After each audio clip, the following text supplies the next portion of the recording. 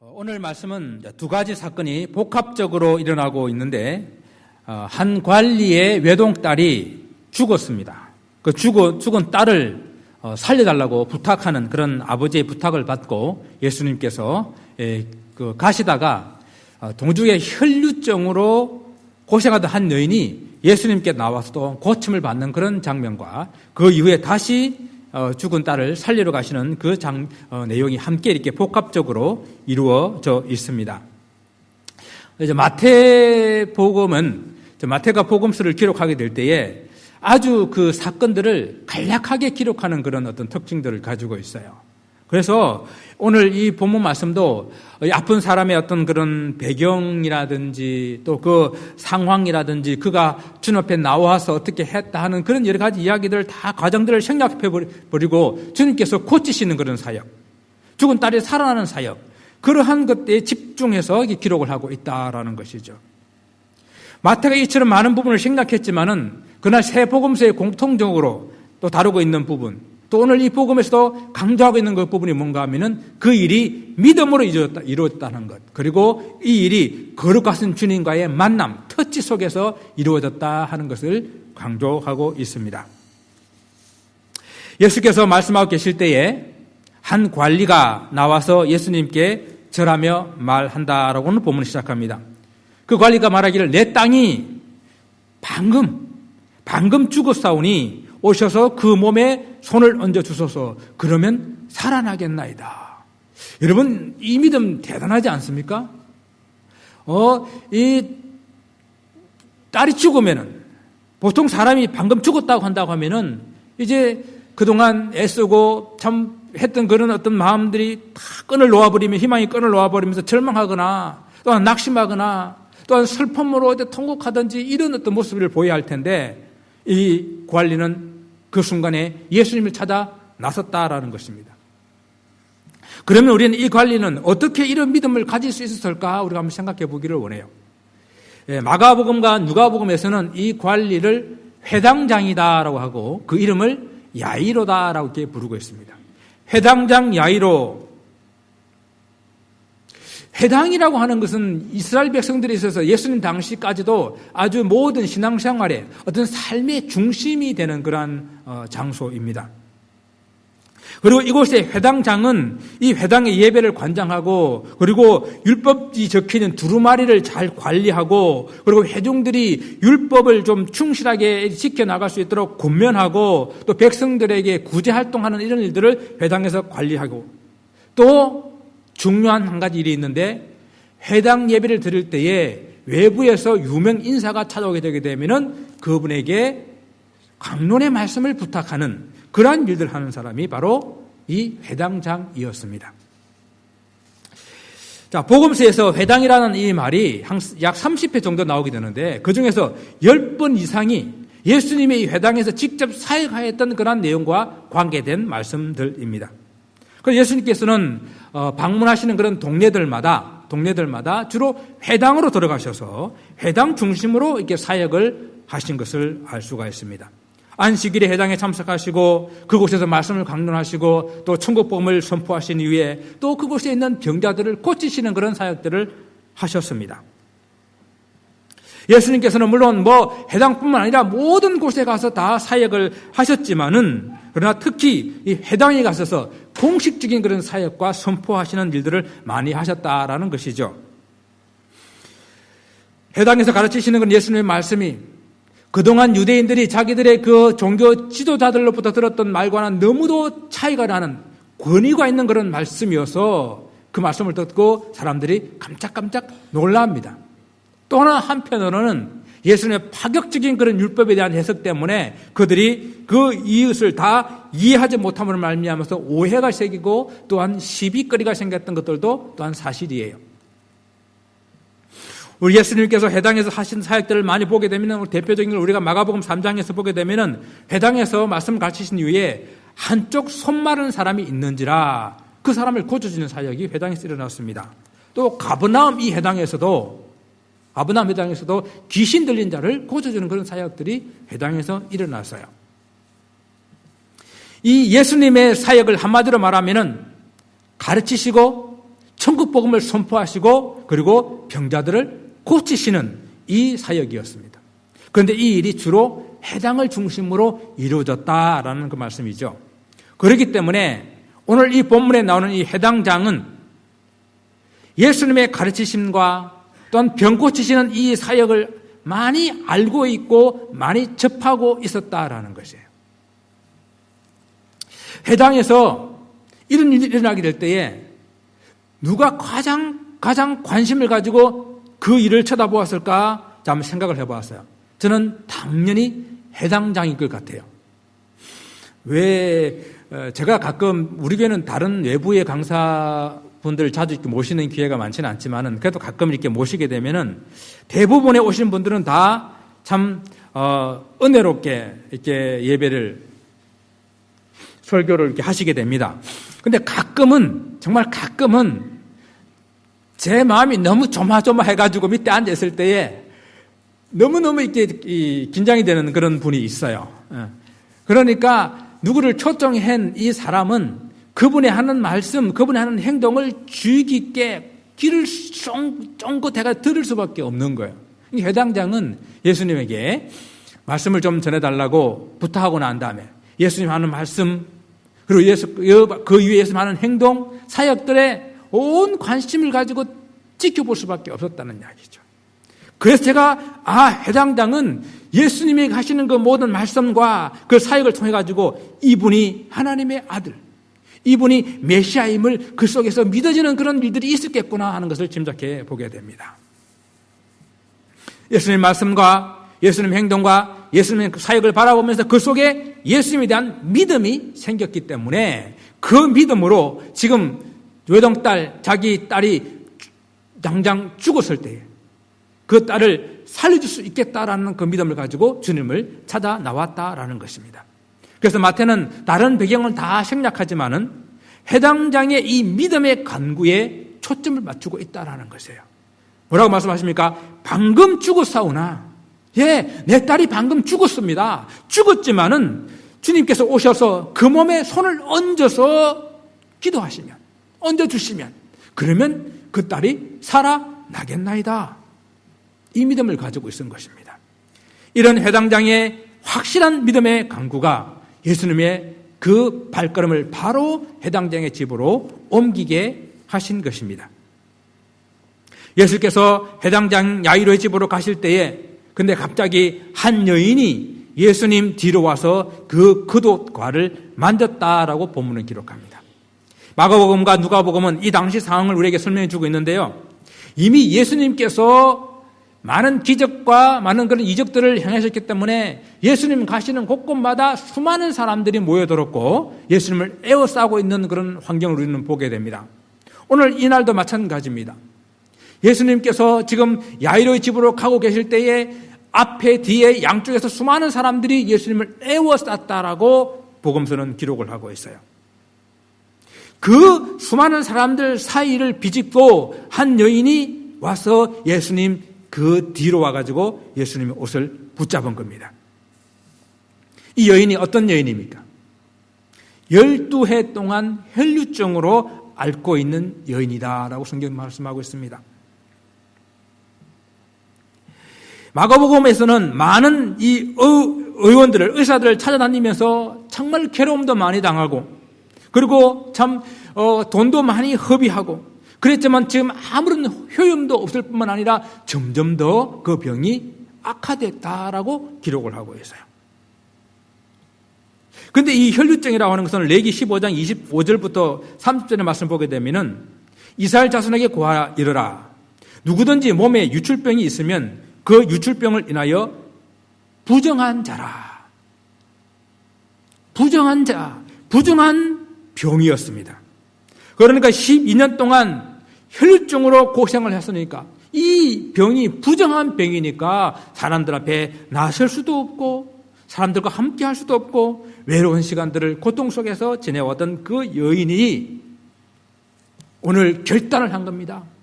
예수님 그 많은 사람들이 모였지만은 그 예수님 앞에 아무도 모르게 살짝 가가지고 그 예수님 뒤에 옷가를 살짝 만지기로 한 것입니다.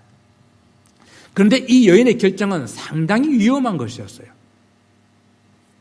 부정한 병이기 때문에 수많은 사람들이 모인 곳에 가면 안 되는 병이었다는 이야기죠. 예수님께 공개적으로 나와서 요청했다가 만약 거부당하면, 아니면 누군가가 그 여자를 알아보고 만약에 소리쳤다고 한다면, 그리고 그래서 자기의 정체가 드러나게 됐다고 한다면 그 일대가 아수라장이 될 것입니다. 자기를 인해서 부정하게 된 수많은 사람들이 분노하게 될 것입니다. 율법에 이런 부정한 사람과 접촉하게 되게 되면 그 사람은 해가 질 때까지 부정하니까 그 옷을 빨고 격리해 있도록 되어 있는 것이 바로 율법이에요.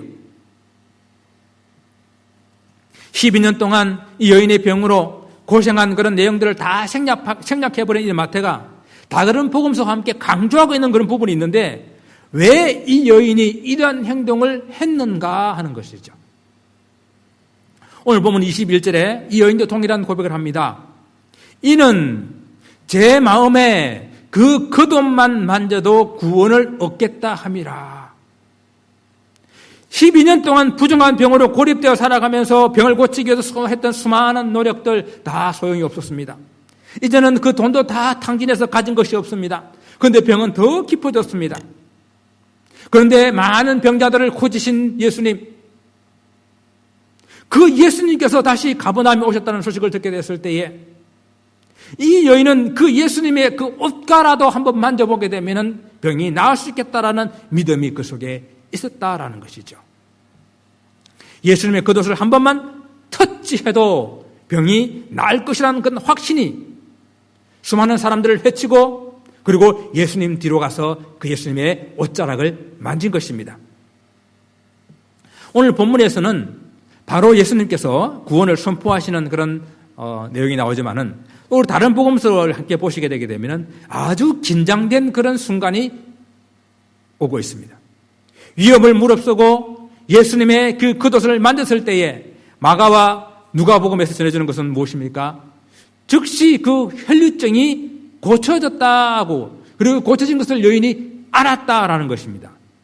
자, 이렇게 되면 이제는 여인은 남은 일은 뭡니까? 그 장소를 빠져나오면 성공하는 거예요. 예. 그 장소만 잘 빠져나오게 되면 이제 12년 동안 지겹게 따라다니는 그 질병이 다 낫게 되는 것입니다. 그런데 그 순간 주님께서 그 걸음을 멈추어 섰습니다. 누가 내 옷에 손을 대었느냐라고 물어보시는 거예요. 청천벽력과 같은 말씀입니다.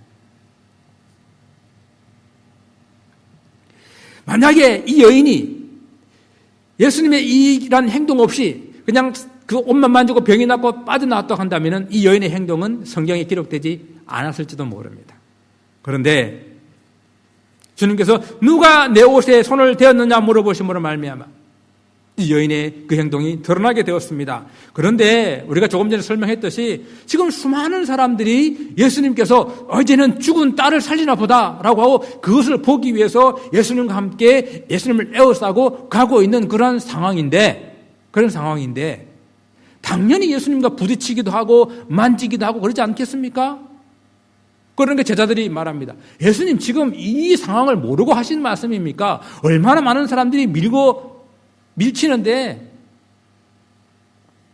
주님께서는 그 많은 밀침 속에서 자기에게 믿음을 가지고 만진 한 사람의 그 모습을 알고 있다라는 이야기죠. 그것을 느끼고 계시다라는 이야기죠. 그 주님의 물으심에 더 이상 감출 수 없게 된 이 여인이 두렵고 떨림으로 그 주님 발 앞에 엎드려서 주님의 옷에 손을 댄 그 이유와 그리고 손을 대었을 때에 병이 나은 것을 고백하게 됩니다. 그러자 주님께서 그 여인을 보고 선포하십니다. 딸아 안심하라. 내 믿음이 너를 구원하였다. 이 일로 말미암아 진짜 이 여인은 그 병에서부터 나았고 병이 나았다는 사실이 선포되고 그리고 이제는 그 여인의 모든 문제가 해결되는 것을 보게 됩니다. 주님께서는 이 여인의 행동을 바로 믿음으로 인정해 주시고 그 믿음으로 인해서 병이 나았고 또 그 믿음으로 인해서 내가 구원을 얻었다라고 선포해 주신 거예요. 오늘 본문에서의 핵심은 이러한 부분들입니다. 그리고 예수님께서는 다시 이 야이로의 집으로 발걸음을 옮겨가고 있습니다. 예수님이 그 집에 들어갔을 때에 이미 야이로의 딸은 죽었습니다. 그리고 장례 절차가 진행되고 있었습니다. 유대인의 장례는 죽으면 그날 바로 이렇게 하루가 지나기 전에 장례를 하게 되잖아요. 이 장례식은 또 죽음에 대한 그 슬픔을 표현하기 위해서 곡하는 사람들을 불러서 피리 불고 곡하면서 그 슬픔을 더하게 합니다. 예수님 들어갈 때에 피리 불고 곡하는 사람들이 있으니까 그것을 헌화한다, 소동한다라는 그런 말로 표현하게 되는데, 그 소동하며 곡하는 사람들을 다 물러가라 하시면서 하시는 말씀이 소녀가 죽은 것이 아니라 잔다 하고 말씀하셨어요. 여러분, 이 말씀이 무슨 말씀입니까? 정말로 소녀가 죽지 않았다는 이야기입니까? 그것이 아니라 소녀가 죽은 것이 맞아요. 소녀가 죽지 않았다는 말씀을 하는 것이 아니라 죽은 것이 맞습니다. 그러나 우리 주님에게는 이 소녀가 자는 것과 같다라는 이야기입니다. 여러분, 마태는 이 아버지가 예수님께 나왔을 때에 방금 내 딸이 죽었다라고 이렇게 표현했지만은 사실 마가와 누가복음에서는 뭐라고 말합니까? 거의 죽게 되었을 때에 이 아버지가 예수님께 나오게 되었고, 이 혈류증의 이 여인하고 만나가지고 서로 대화하며 이 시간을 보내는 그 시간 동안에 딸이 죽었다는 기별을 받게 되잖아요. 어쨌든 이 딸은 확실하게 죽었어요. 사람이 확실하게 죽은 것을 확인하고 난 다음에 그 곡하는 사람들도 곡을 하고 장례 절차에 들어가는 것 아니겠습니까? 예수님의 말씀은 소녀가 죽었지만은 그러나 주님께서는 이 아이가 자는 것처럼 깨워 일으키시겠다라는 그런 말씀이에요. 소녀가 죽었지만은 이 땅의 모든 죽은 자들도 다 주님께서 일으켜 세울 수 있다라는 말씀이에요. 주님께서 모든 죽은 자들을 마치 잠을 자고 있는 사람을 깨워 일으켜 세우듯이 그렇게 깨우시는 능력이 우리 주님께 있다라는 말씀입니다. 그래서 우리 예수님께서 사람들 다 물리치신 후에 들어가셔서 그 소녀의 손을 잡았습니다. 마가와 누가복음에서는 죽은 아이의 손을 잡고 소녀야 일어나라 달리다 굼이라고 이렇게 명령하시는 것을 보게 되죠. 우리 지난주 권중일 지사님께서 참 오늘 설교에 딱 맞게 달리다 굼이라는 찬양을 이렇게 하셨어요. 오늘을 위해서 미리 하신 것 같습니다.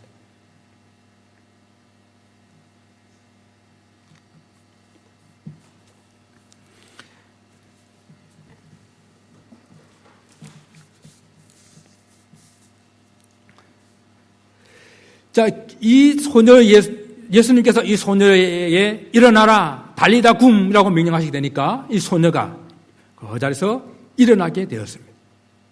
죽은 아이가 확실하게 살아났다는 것을 우리 주님께서 보이기 위해서 부모들에게 먹을 것을 갖다 주라라고 말씀하시죠. 자, 그러면 우리는 여기서 두 가지 질문을 해봐야 됩니다.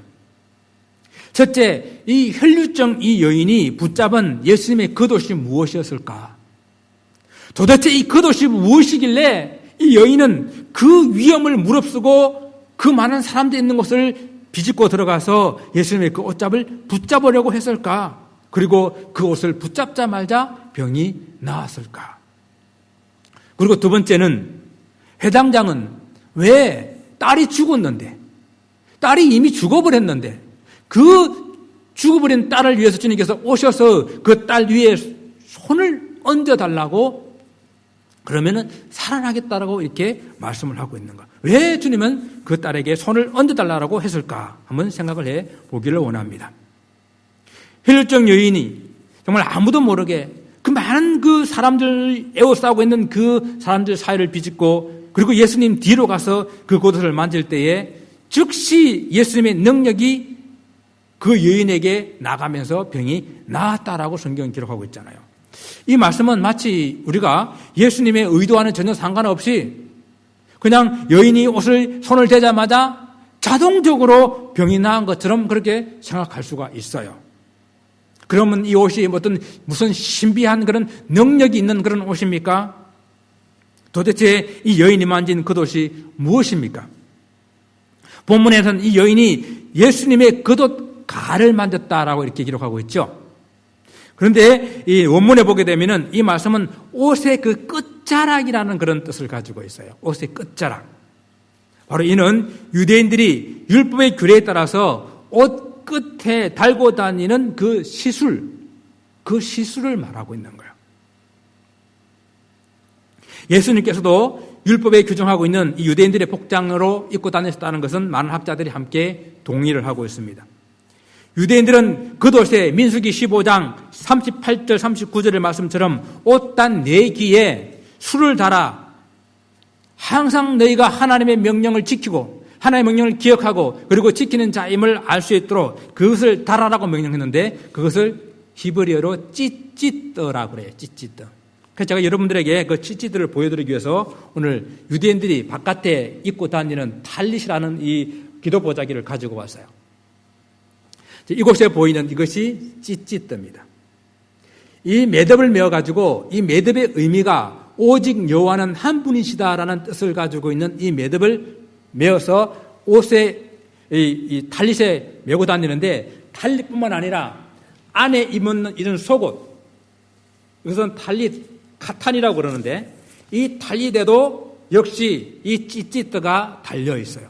이것을 볼 때마다 유대인들은 하나님 오직 한 분 여호와 하나님이시고 그 하나님께 주신 그 명령을 우리가 꼭 지켜 행하게 될 것이다라고 다짐하는 그러한 일을 하기 위해서 하나님께서는 기억하기 위해서 찌찌뜨를 달아라. 그 시술을 달아라 그랬는데 바로 주님의 그 옷 끝에 있는 그 시술을 이 여인이 만졌다라는 것입니다.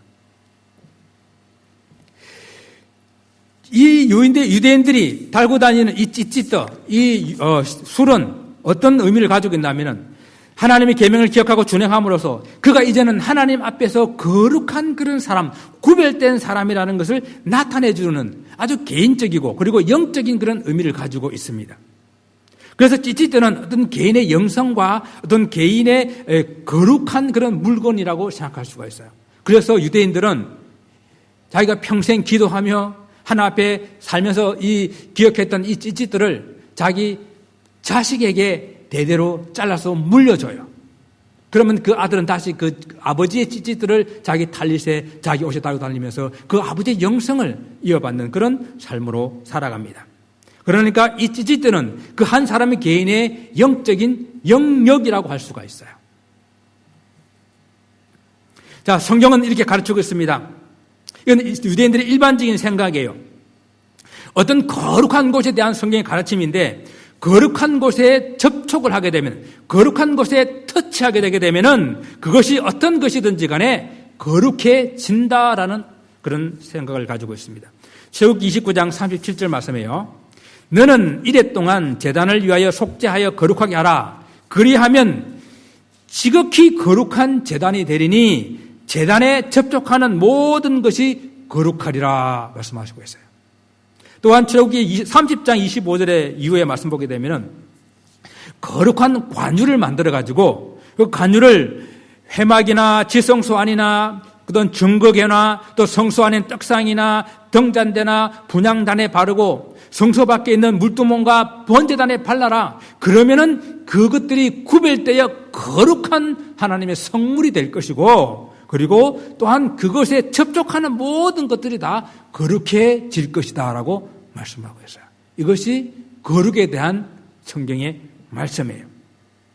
자, 그러면 질문합니다.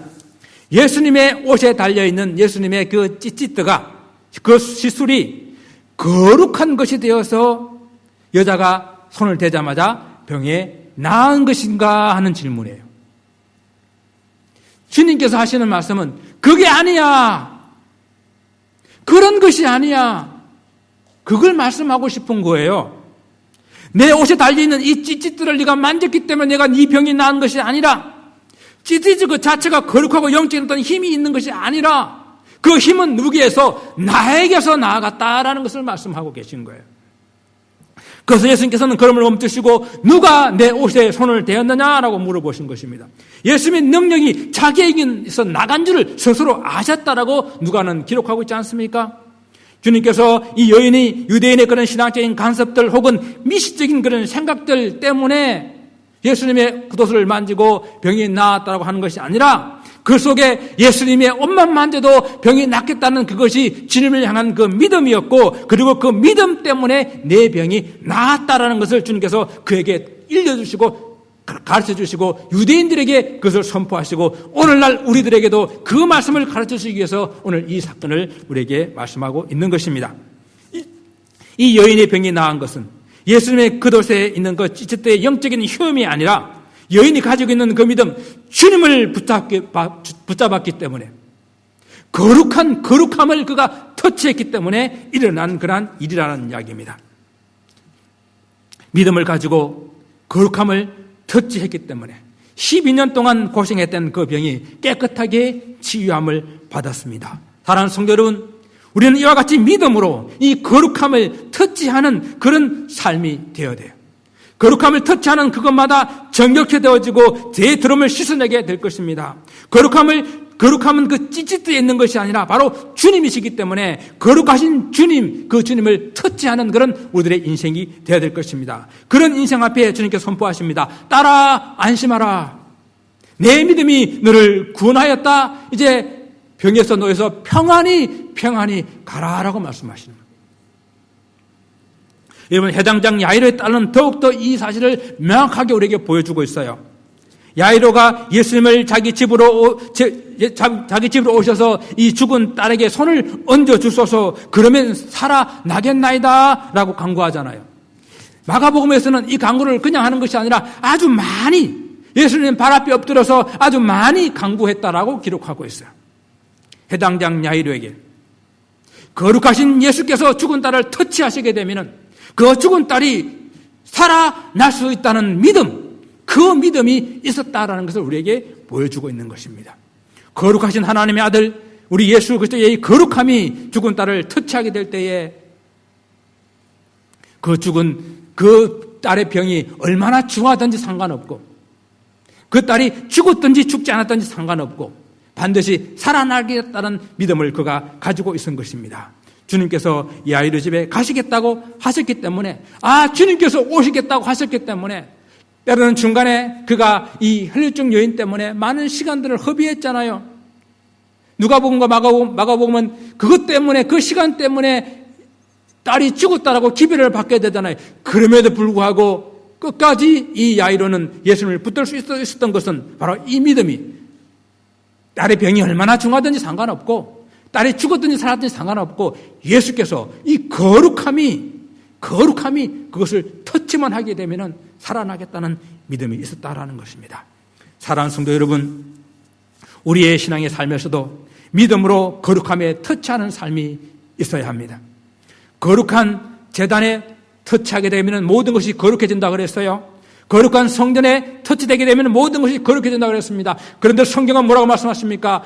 제단보다 더 거룩하시니, 제단보다 더 크시니, 성전보다 더 거룩하시니, 성전보다 더 크시니가 바로 우리 예수 그리스도라고 말씀하고 있지 않습니까? 그 거룩하신 예수님이 터치하시면 모든 것이 회복된다라는 것입니다. 그러나 믿음이 없는 터치는 단순히 미신이요 기복신앙일 뿐입니다. 그래서 예를 들어보며 설교를 마치기를 원합니다. 우리 십자가는 예수님의 삶의 결론이요, 그리고 우리를 구원하시기 위해서 피 흘리신 그런 사랑의 결정체예요. 그래서 거룩하신 주님 그 자체가 십자가라는 것입니다. 그래서 우리 기독교는 십자가의 종교라고 할 수가 있어요. 맞는 말씀입니다. 그러나 십자가 이 자체가 어떤 능력을 주는 것은 아니라는 이야기예요. 아무런 믿음 없이 십자가를 붙든다고 십자가에서 불이 나오고 십자가에서 능력이 나오는 것이 아니라는 거예요. 십자가를 마치 우상처럼 섬기는 그런 잘못된 신앙이 될까봐 어떤 교회에서는 십자가를 교회 재단에서 띄워버리는 교회도 있습니다.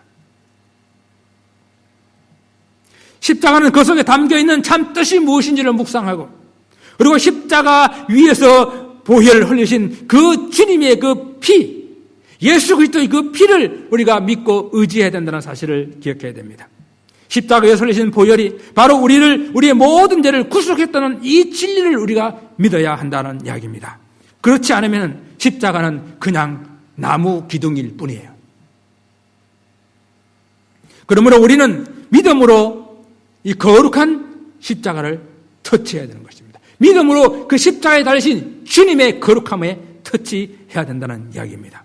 그렇게 될 때에 주님께서 우리의 모든 문제들을, 우리의 삶의 문제들을 해결해 주시는 그런 놀라운 역사가 있게 될 것입니다. 우리 주님의 안수기도도 마찬가지입니다. 주님께서 안수기도 하셔서 죽은 병자가 살아나는 것은 분명한 것이에요. 그러나 우리가 안수기도하고 우리가 기도하는 모든 문제들은 기도하는 그 사람이 어떤 능력을 가진 것이 아니에요. 안수기도를 할 때에 우리는 그 거룩하신 주님의 그 이름으로, 그 주님의 이름을 가지고 기도하는 거예요.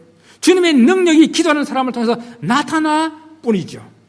기도하는 사람을 우리는 신뢰하고 붙드는 것이 아니라 그 기도가 주님의 이름으로 하기 때문에 그 주님의 이름으로 우리가 믿음으로 그 주님을 터치해야 합니다. 믿음으로 거룩하신 주님의 이름을 의지하게 될 때에 능력이 나타난다라는 것입니다. 저는 그래서 이 기도를 이렇게 한번 정의해 보고 싶습니다. 기도라 하는 것은 믿음으로 주님의 거룩함을 터치하는 것이다.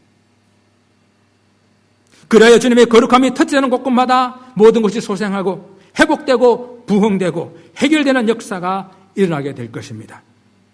믿음으로 거룩함에 터치하시고 터치함을 받는 그런 성도들 되시기를 주님 이름으로 축원을 드립니다. 기도하겠습니다.